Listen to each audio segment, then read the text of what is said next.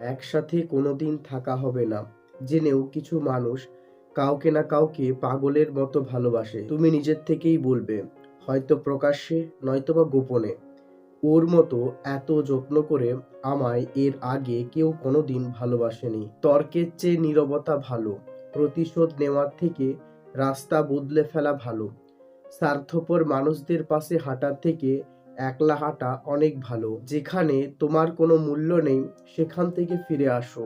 সেটা হতে পারে কারোর বাড়ি অথবা কারোর হৃদয়। দুনিয়াতে কেউই আপন হয় না, একটু এদিক সেদিক হলেই কথা বলা বন্ধ করে দেয়। যাকে তুমি খুব ভালোবাসো একটু দূরত্ব বাড়িয়ে দেখো, সেও তোমাকে ভুলে যাবে। কখনো কারোর বিশ্বাসে আঘাত করো না, কারণ তোমার কারণে তার হাজারো জমানো বিশ্বাস ভেঙে যাবে। সময় বদলায় না, বদলে যায় মানুষের মন।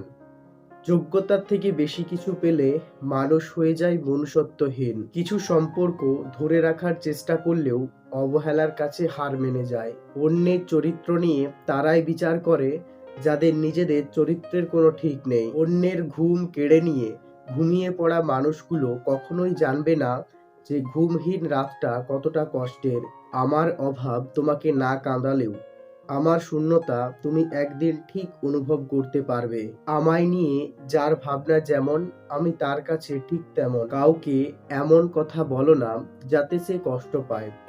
তুমি তো খুব সুখে আছো, কিন্তু খোঁজ নিয়ে দেখো সে অনেক দুঃখ নিয়ে আছে। তুমি আমার নাম এটা বুঝি, কিন্তু মনটাকে বোঝাতে পারি না। কখনোই ভাবিনি জীবনে এমন একটা সময় আসবে যখন সবার আড়ালে নীরবে কাঁদতে হবে, আবার লোকের সামনে হাসতেও হবে। কম্প্রোমাইজ জিনিসটা সব ক্ষেত্রে সবার জন্য হওয়া উচিত নয়। কম্প্রোমাইজ করতে গিয়ে যদি নিজের ব্যক্তিসত্তার মূল্যটাই কমে যায়, সেখানে কম্প্রোমাইজ করা নয় বরং আরো কঠোর হতে হবে।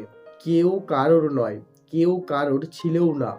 প্রয়োজনে সবাই আসে, আবার প্রয়োজন ফুরালে সবাই চলে যায়।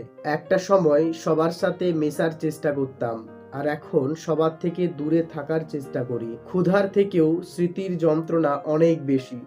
ক্ষুধার যন্ত্রণা ভুলে গেলেও স্মৃতির যন্ত্রণা কখনোই ভোলা যায় না। সবার দেওয়া দুঃখগুলো আমি তোমাকে বলতাম, এখন তোমার দেওয়া দুঃখগুলো আমি কাকে বলবো?